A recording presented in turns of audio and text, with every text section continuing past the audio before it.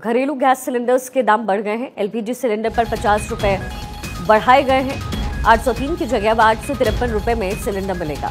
उज्ज्वला योजना का सिलेंडर अब 550 में मिलेगा। ये बड़ी जानकारी।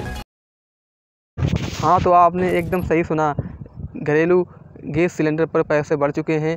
जैसे कि एलपीजी गैस सिलेंडर पर आपको 850 रुपये का मिलेगा और प्रधानमंत्री उज्ज्वला योजना के तहत जिनका फ्री वाला गैस सिलेंडर है उन लोगों को मिलेगा अब 530 रुपये में। मतलब आपको जो फ्री वाला गैस सिलेंडर है वो 530 रुपये में मिलेगा और जिनका एलपीजी गैस सिलेंडर है उनको मिलेगा 850 रुपये में।